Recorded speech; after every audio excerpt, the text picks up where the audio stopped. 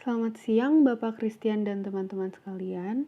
Sebelumnya perkenalkan nama saya Vina Priyanka dengan NIM 244002568 dari kelas Occupational Health Safety and Administration in Engineering LA41. Pada kesempatan hari ini, saya akan membawakan sebuah presentasi mengenai hierark dengan judul Analisis Penerapan Hazard Identification, Risk Assessment, and Risk Control sebagai upaya memperkecil resiko kerja. Pertama-tama, mari kita bahas latar belakang dari presentasi ini. Seiring dengan perkembangan teknologi yang semakin pesat, maka proses manufaktur dituntut untuk dapat memenuhi standar dan kualitas yang diinginkan, baik dari kualitas maupun keselamatan. Selain itu, dalam menghadapi era industrialisasi dan era globalisasi serta pasar bebas kesehatan dan keselamatan kerja merupakan salah satu persyaratan yang ditetapkan dalam hubungan ekonomi antar negara yang harus dipenuhi oleh seluruh negara.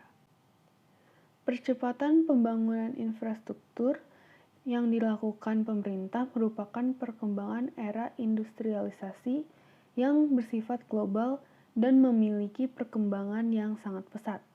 Salah satu contohnya adalah seperti industri konstruksi yang menyediakan jasa konstruksi dan memiliki peran yang cukup signifikan terhadap pembangunan saat ini.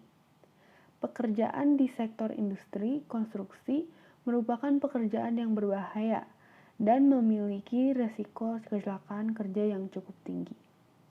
Apabila terjadi kecelakaan kerja, maka akan menimbulkan berbagai kerugian, seperti kerugian secara materi, jatuhnya korban jiwa, maupun terganggunya proses produksi.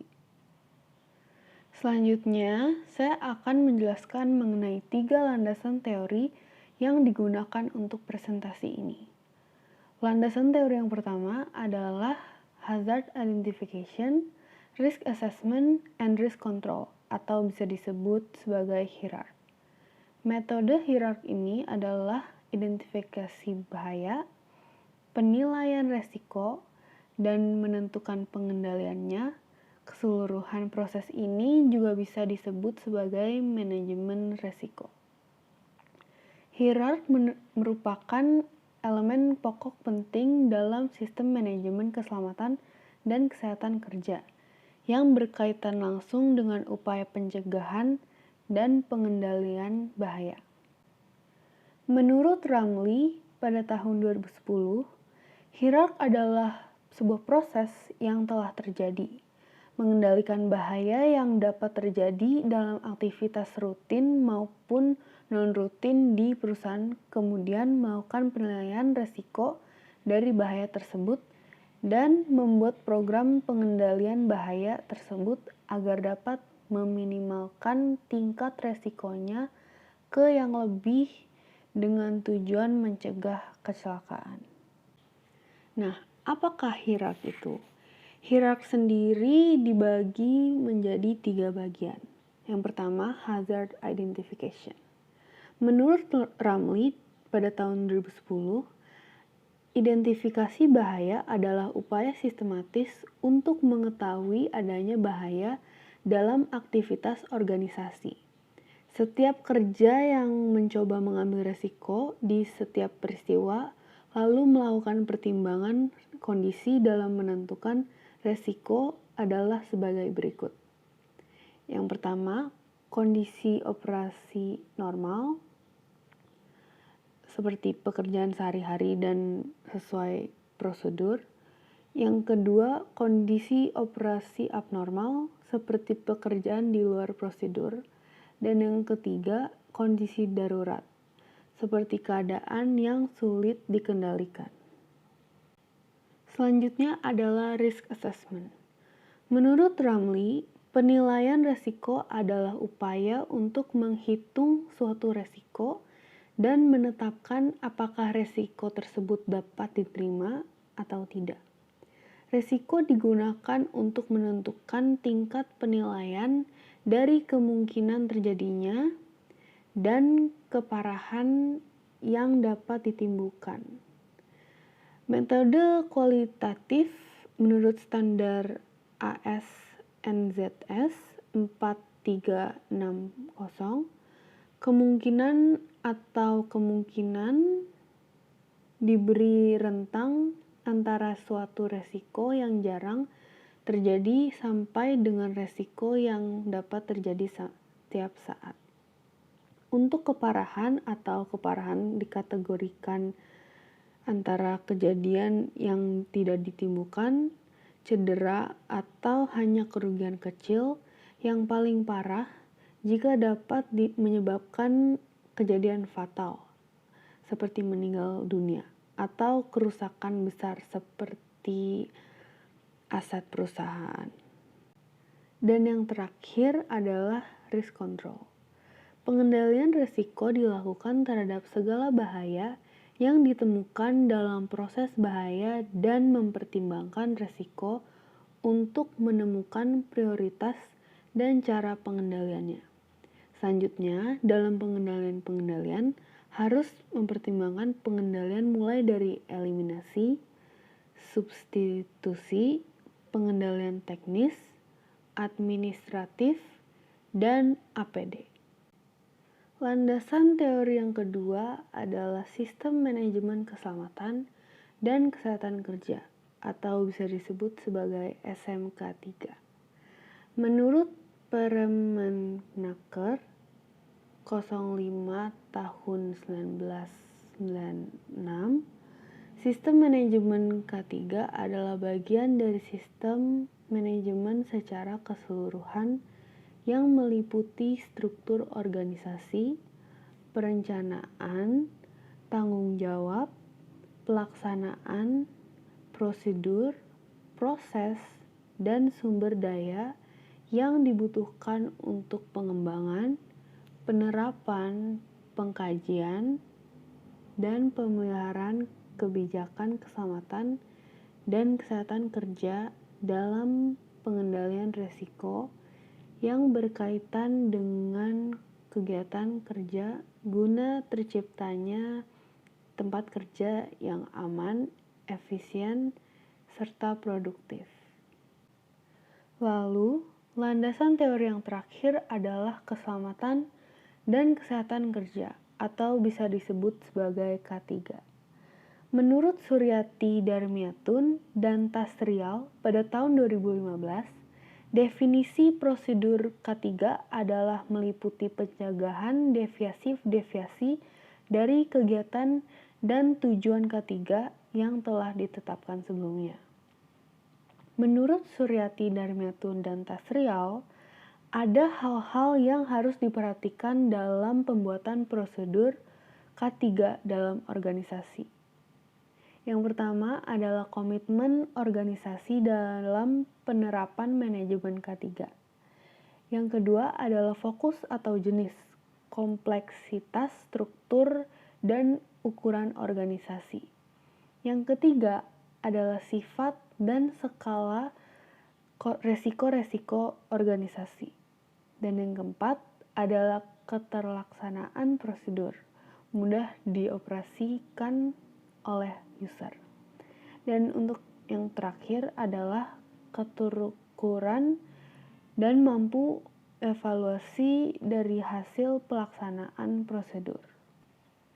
Selanjutnya, saya akan membahas 5 case study mengenai penerapan hierarki dalam berbagai industri. Yang pertama adalah dari PT Hutama Karya Persero Tbk.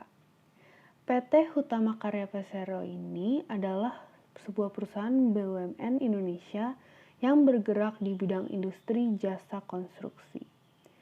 Berdasarkan hasil analisis pada jurnal penelitian yang membahas terkait penerapan hierarki pada PT Hutama Karya Persero Tbk, maka diambil kesimpulan bahwa PT Hutama Marga Waskita ini perlu melakukan tindakan evaluasi terhadap resiko kecelakaan kerja pada pekerjaan pemancangan pondasi dan bracket backcasting dari tiang pancang karena terdapat 7 resiko kecelakaan kerja yang tergolong high dan harus dilakukan perbaikan dalam 1 bulan ke depan, serta 3 resiko kecelakaan kerja yang tergolong medium dan harus dilakukan perbaikan dalam 1 tahun ke depan. PT Hutama Marga Waskita ini perlu melakukan semacam tindakan administrasi untuk para pekerja yang tidak memakai APD lengkap sesuai aturan K3, seperti diberikan hukuman atau sanksi untuk menyadarkan perilaku pekerja agar mereka tidak mengulangi kesalahan yang sama atau pelanggaran yang lainnya. Sedangkan untuk para pekerja yang taat akan peraturan K3 dalam pemakaian APD-nya setiap hari lengkap di lapangan pada saat bekerja akan diberikan reward di mana akan meningkatkan kesadaran dan kepedulian terhadap pemakaian APD dan diri para pekerja dapat lebih termotivasi untuk tidak melakukan unsafe action dan unsafe condition. Case study selanjutnya adalah dari CV Jati Jepara Furniture. CV Jati Jepara Furniture ini adalah sebuah perusahaan yang bergerak di bidang produksi mebel. Berdasarkan hasil dan pembahasan dalam jurnal penelitian yang membahas terkait hierark pada CV Jati Jepara Furniture, dapat disimpulkan bahwa bahaya yang terdapat di CV Super Jati Jepara Furniture ini yaitu berupa nilai tertinggi. Dalam proses penilaian tersebut adalah 4 dan 5, seperti debu dan serbuk kayu yang mengganggu pernafasan dan cairan penyemprotan finishing yang mengganggu penciuman dan juga jatuh dari lantai 2. Serta suara mesin yang sangat mengganggu pendengaran. Memiliki nilai yang begitu tinggi karena efek jangka panjangnya akan sangat mempengaruhi kesehatan pekerja dan berkelanjutan terus-menerus. Level medium yaitu dengan nilai berkisar 3 dan 2. Yang termasuk dalam level medium adalah seperti tangan terkena mesin planer, jari tangan terkena spindle, terkena conveyor mesin sanding, dan tangan terkena cutter. Kemudian untuk level terendah dengan nilai 1 adalah ketika ada kejadian di mana tangan terkena cutter atau tangan terkena lem pada saat melakukan pengepekan atau packing. Selanjutnya adalah sebuah perusahaan dari PT Glory Industrial Semarang II. PT Glory Industrial Semarang II ini adalah sebuah perusahaan manufaktur, perusahaan untuk pasar Amerika dan Eropa. Untuk penerapan hierark pada proses produksi PT Glory Industrial Semarang II, diketahui bahwa perusahaan ini telah menerapkan 88 penerapan hierark dari 97 penerapan yang telah ditulis pada dokumen hierark. Seperti proses warehouse, terdapat 26 dari 29 penerapan. Proses cutting, terdapat 25 dari 29 penerapan. Proses sewing, terdapat 18 dari 19 penerapan. Proses ironing atau gosok terdapat 7 dari 8 penerapan dan proses finishing terdapat 12 dari 13 penerapan. Lalu untuk pelaksanaannya, mereka memperhatikan para pekerja yang tidak mematuhi penggunaan APD, perusahaan tidak menyediakan APD seperti alas kaki bahan isolasi dengan standar atau peraturan yang berlaku. Hal ini dikarenakan dalam standar OSHA, alas kaki diwajibkan terbuat dari aluminium, baja, serat, atau plastik, dan juga dapat melindungi kaki terhadap panas di industri, luka tusuk, serta bahaya listrik di tempat kerja. Namun, diketahui bahwa masih terdapat peralatan produksi yang belum sesuai dengan standar atau peraturan yang berlaku, seperti palet yang rusak tidak langsung diganti. Berdasarkan data yang telah diperoleh dalam penelitian ini, palet yang rusak tidak boleh digunakan. Spesifikasi palet yang digunakan racking harus mencakup kualitas palet dan pemeriksaan semua peralatan penyimpanan harus dilakukan secara sistematis, secara teratur, dan biasanya dilakukan dari permukaan tanah, yang dimana sebagian besar kerusakan cenderung terjadi kecuali ada indikasi dari masalah yang perlu penyelidikan. Rekomendasi yang dapat diberikan kepada peneliti selanjutnya ialah untuk melakukan studi pendahuluan sehingga menemukan data yang lebih untuk akurat untuk penelitian ini. Dapat menambahkan data sekunder yang tidak bisa peneliti dapatkan saat ini dan juga menyesuaikan penelitian dengan standar dan peraturan perundang-undangan sehingga hasil dari penelitiannya akan menjadi lebih baik. Untuk case study yang keempat adalah dari PT LTX Kota Cilegon hingga Banten. PT LTX adalah sebuah perusahaan yang bergerak di bidang manufaktur yang memproduksi tin plate. Ditemukan 3 poin dari hasil pembahasan dari rangkuman penerapan hierarki pada PT LTX. A. Adanya nilai resiko potensi bahaya kerja yang dominan di PT LTX. Resiko ini ditemukan di bagian fluid utility, yaitu 2D, yang berarti tingkat keparahannya bahaya kerja kecil dan kemungkinan terjadi potensi bahaya kerja kecil. Sedangkan untuk nilai kategori potensi besar kerja yang dominan adalah L, yang berarti low risk atau resiko rendah. Sehingga akan diperlukan suatu prosedur yang bersifat rutin untuk mengendalikan hal-hal tersebut. Untuk poin B, faktor penyebab terbesar terjadinya potensi bahaya kerja adalah kondisi ruangan relatif sempit dengan jumlah mesin yang tidak sebanding dengan ukuran ruangan, suara mesin bising, dan juga penggunaan bahan kimia berupa larutan elektrolit.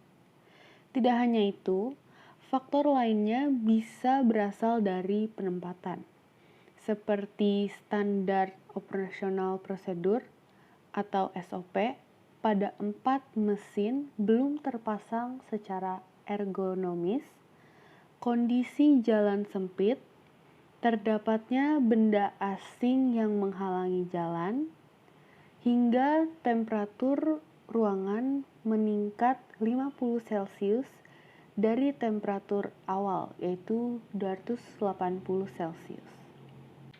Dan untuk poin yang terakhir, pencapaian sistem manajemen keselamatan dan kesehatan kerja yang telah diterapkan sudah sesuai dengan Undang-Undang Nomor 5 Tahun 1970, ditunjukkan dengan perolehan penghargaan Zero Accident. Nah, untuk case study yang terakhir adalah dari PT 10 Microsystem Jakarta. PT 10 Microsystem merupakan perusahaan yang bergerak di bidang desain dan manufaktur produk elektronik yang bekerja berdasarkan kebutuhan pelanggan. Berdasarkan hasil analisa penerapan K3 pada PT 10 Microsystem Jakarta, ada beberapa tahapan dalam prosedur-prosedur keselamatan dan kesehatan kerja yang diterapkan oleh PT 10 Microsystem. Tahap awal yang diterapkan adalah dengan mensosialisasikan terkait K3 kepada seluruh pekerja, lalu mewajibkan para pekerja untuk mengikuti pelatihan atau sertifikasi K3 dan memastikan para pekerja sudah tersertifikasi. Setelah semua pekerja sudah memiliki sertifikatnya, mereka diharuskan untuk melengkapi surat izin kerja.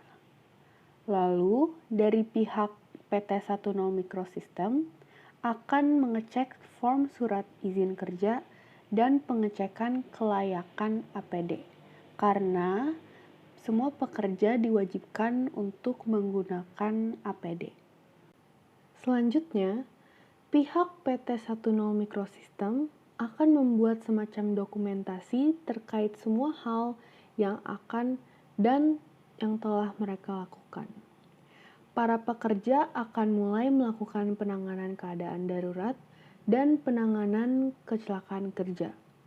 Lalu, mereka akan membuat semacam laporan kecelakaan kerja agar dapat dilihat jika ada ketidaksesuaian. Jika terdapat ketidaksesuaian, maka para pekerja akan mulai melakukan perbaikan atas ketidaksesuaian dan juga melakukan pemeriksaan atas perbaikan.